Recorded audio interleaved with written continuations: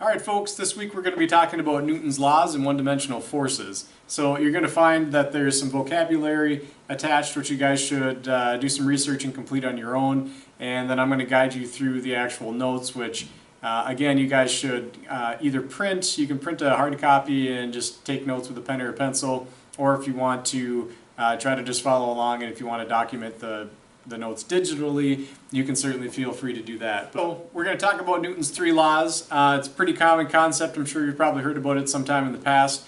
Newton's first law describes objects at rest staying at rest and objects in motion to stay in motion unless they're acted upon by some outside force. So this is also known as the law of inertia. So as we go through this, most of Newton's first law is somewhat comprehensive. It's somewhat of an idea or a concept as to how things move or don't move. There isn't necessarily a mathematical equation that goes along with it. Unlike Newton's second law and even some of the applications of Newton's third law, we can actually use a little math to prove it.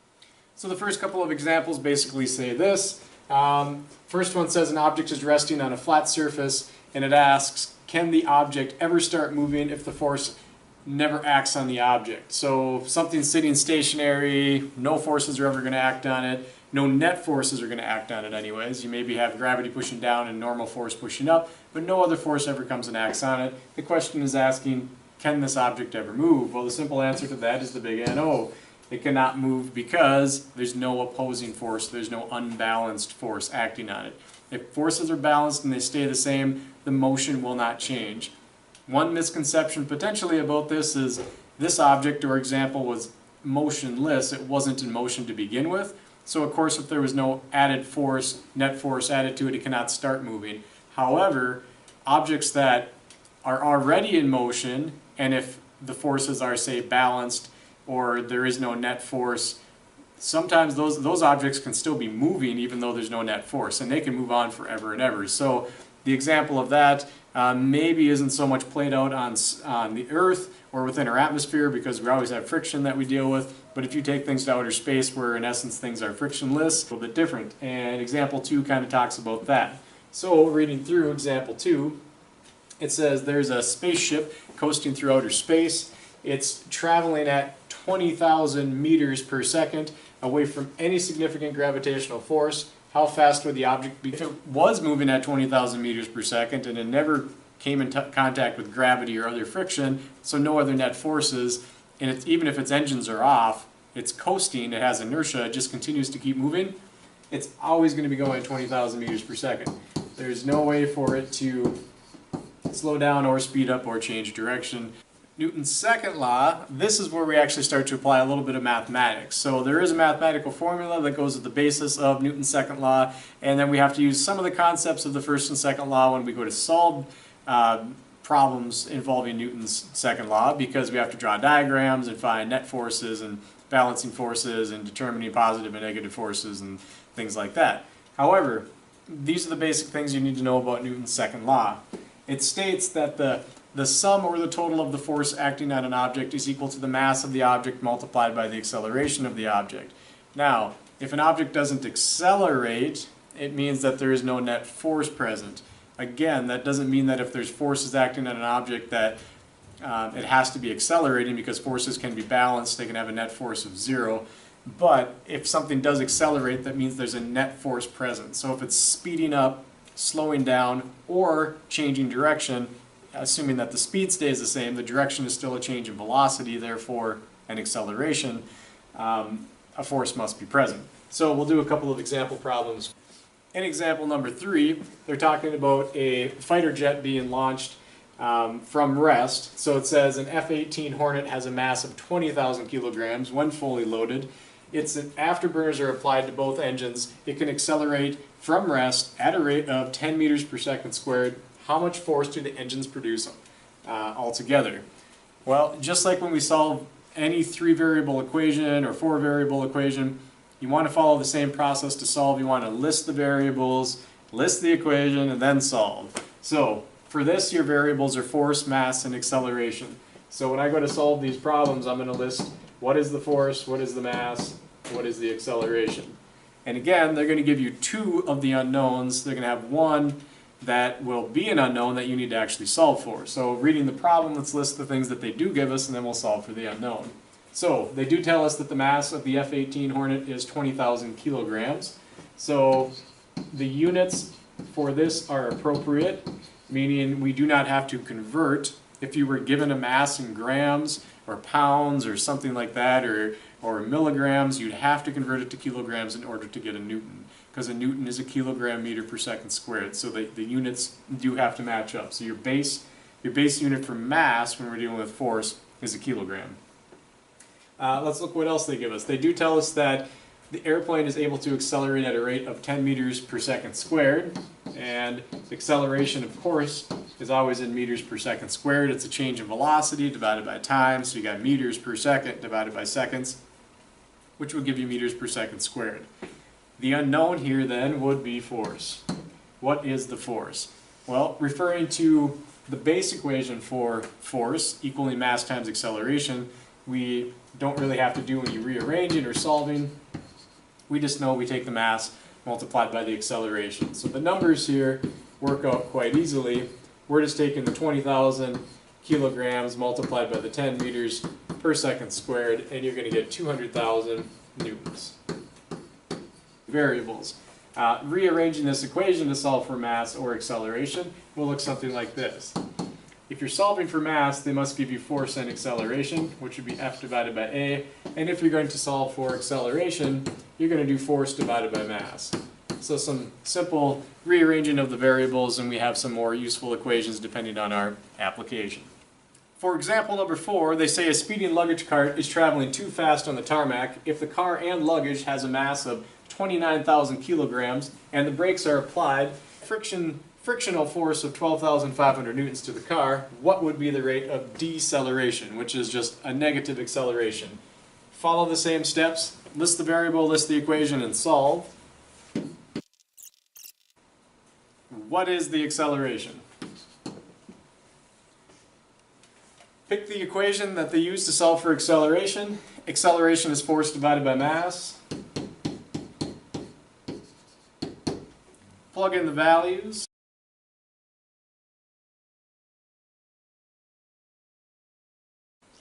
Divide and solve. And you should get 0.43 meters per second, 3 meters per second squared. And Newton's third law. This again does not have any mathematical equations necessarily, but it's more of a conceptual thing.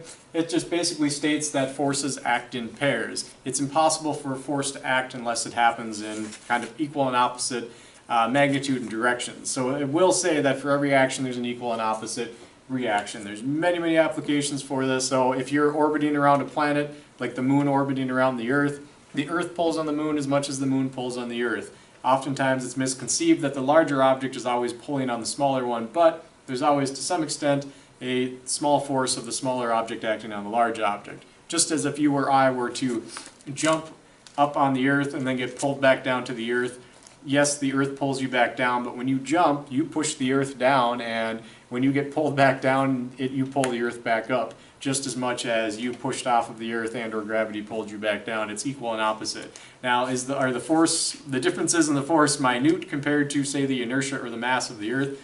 Absolutely. Thus why when you jump up and down, the Earth does not shake. Some examples for Newton's third law. Example 5, it says to draw a free body diagram of a block with a mass of 10 kilograms sitting motionless on the floor. Be sure to include your f of g and f of n. So, example 5 looks like this. A motionless box sitting on the ground.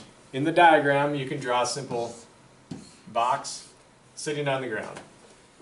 There's 10 kilograms of mass with this box, so if we want to label this as 10 kilograms, we can. And there's going to be two forces. Remember, there's no such thing as one force. Forces always act in pairs. So the one thing we do know is there's a force pushing down, and there's a force pushing up. The force pushing down is the force of gravity. This is what we call F of g. The force pushing up would be the equal and natural opposite force pushing upward, which we're going to call F of n. Now, the one thing that we do know is force of gravity is equal to mass times acceleration, just like any force would be. It's a mass times an acceleration. Our mass is given to us as 10 kilograms, but the acceleration of even stationary objects is the acceleration of gravity. It's pulling down at 9.8 meters per second squared. So if we wanted to solve to get a numeric value for f of g, we would have to do 10 kilograms multiplied by 9.8 meters per second squared. And if we multiply 10 by 9.8, you're going to get 98 newtons. Typically in a free body diagram, you want to note some direction as positive and some direction as negative, whatever is the opposite. You have the choice which direction, up or down or left and right, in each way that you want to be positive or negative. For simplicity reasons here, I'm going to just say that f of g is positive, and we'll say that f of n is negative. So I'm calling the downward force positive and the upward negative. You could very easily do it the other way. Quite common that they call a gravity a negative force pulling down and a positive force going up. I do not need to recalculate f of n. According to Newton's third law, forces act in pairs, they're equal and opposite. This object is in equilibrium, therefore the forces are balanced, so I can just simply state that f of n is equal to negative 98 newtons going in the opposite direction, which means the net force acting on this object is 0. So that's why there is no change in motion, there is no acceleration, and Newton's first law and second law are also satisfied or both happy. Example number 6 is going to talk about equal and opposite forces also, but maybe with something that's actually in motion, maybe a collision, things that are actually colliding with each other. So the example reads, a turbine blade on a A320 is spinning at a very fast rate during flight. A lost duck is on a destructive path with the intake. 12,000 newtons is applied to the duck during the inhalation. How much force is applied to the turbine blade? Well, we could draw a free body diagram for this, but they do not ask. It's simply, again, a conceptual question. If the duck flies in and gets smashed into the engine with 12,000 newtons of force, how much force does the engine apply to the duck or the duck apply to the engine, and vice versa? Well, if we say that the force applied to the duck is equal to 12,000 newtons, then we could also say that the force applied to the turbine or the engine, the turbine, is equal and opposite to what it is. In the table below, we're going to see a little bit about abbreviations and symbols, superscript, subscript abbreviations to get an idea of what we're talking about. So these are not all of the symbols we would see and use, but it's just to kind of give you an example of kind of how the concept or process works. So you'll see the force on the left-hand side, the type of force, whether it's frictional force, normal force, weight, or any other force. A person pushing or pulling on an object could be the force of a helicopter rotor, it could be a jet engine, it could be the wheels on an automobile, whatever. There's millions of examples we could list. The one thing you will see in common is they all start with a capital F, but then the lower subscript number, which is the small one to the right-hand side, that abbreviation normally identifies what type of force we're talking about. So F of F, which is very common, this is a force of friction of some sort. F of N is very commonly force normal or normal force, and F of G is weight or a gravitational force pulling down on an object. And those are probably some of the more common ones we'll use. Just talking about adamant objects like a box sliding down a ramp or being pulled across a desktop or something similar. Again, dependent on the application, we could list many, many others. Typically, the force of the other would be, some sort of an object or a person. Whatever is applying the force or the force is being applied to, potentially, and what direction, well, that's going to be described per problem or in the example diagram. Maybe somebody's pushing at 60 degrees from the horizontal, maybe they're pushing due east, or someone's paddling due south or falling straight down. Any of those could be considered a direction. Again, as we get further on and talk about two-dimensional motion, we'll be much more apt to being very specific on what direction something's pointed, either determining directions from like a bearing from degrees north on a 360-degree grid, or talking about degrees above or below the horizontal, or sometimes away from the vertical, either east or west from the vertical. All right, example 7 talks a little bit about how to draw and or summarize and label free body diagrams. So these are very basic, but the application will hold true for even more complex settings. So, in example number 1, it shows a block. It shows an arrow pointing to the left, an arrow pointing to the right. The one on the top says 3 newtons, the one on the bottom says 4. One thing that you're going to do when you sum up forces and try to find net forces is, in a diagram, you have to again determine what is positive and what is a negative direction. So that is totally up to you. I mean, a lot of times the problem, if you're reading a problem out of a book or online, or if I give you a quiz or a test, I'll have to tell you what direction is positive. Maybe down's positive, up's positive, or left or right. Either one's fine. So this picture does not show what way is positive. So I'm going to denote the right direction to be positive. So I'm going to say that I'll take a little arrow and point it to the right, and I'm going to call this as positive, and I'm going to call this as negative. So it'll look something like this. So now, when I go to sum up my forces, I know that the 3 is really a negative and the 4 is really a positive. So when I go to find the force net, you literally sum up the forces. We have 4 newtons minus 3 newtons, which means my net force is a positive 1 newton.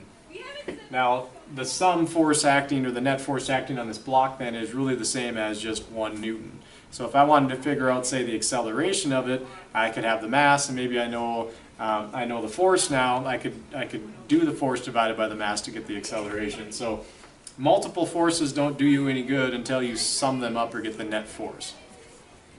Example number 2, this one has 3 forces acting on it. It doesn't matter if there's 2 or 3. We got to denote what direction is positive, so I'm just going to keep it the same, going to keep it consistent. I'm going to say the direction to the right is positive and the direction to the left is negative. So this is what it looks like. I have 2 forces going to the right and 1 force going to the left. So my 4 Newton force here is pushing that way as a positive. My 3 Newton force here is also a positive, and my 8 Newton force, which is going this way, is considered a negative. So I'm going to sum up the forces, find the force net. I have a positive 3, I have a positive 4, I have a negative 8. 3 plus 4 is 7, and 7 minus 8 gives me negative 1. So that means the net force acting on this block is 1 Newton negative, which would be 1 Newton to the left. For example 4, again there's three forces acting on the block. I'm going to consider to the right to be a positive force. I'm going to consider to the left to be a negative force. I have 2 forces going to the right, positive 3, positive 2. I got 1 force going to the left, which is negative, so I'm going to sum these forces up. Force net is equal to 3 newtons plus 2 newtons minus 5 newtons, which means that my net force for this is all going to cancel out, which means it's at 0 newtons. So that means that block is in equilibrium, or has a balanced forces acting on it, or a net force of 0.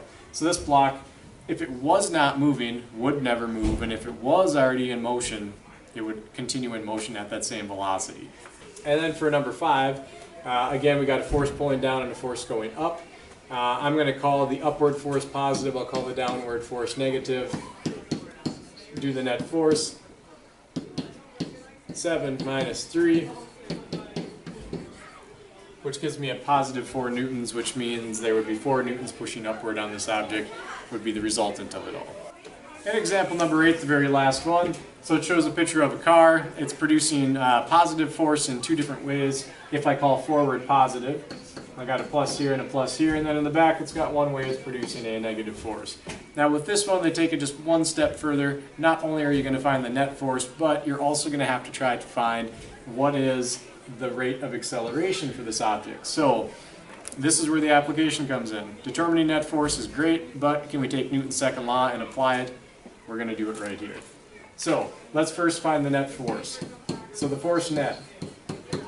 I got a 10 newtons to the right, or a positive 10 newtons boost from the rocket on the back of the car. I got 10 newtons going to the right, which is a positive force produced by the wheels or the engine in the car.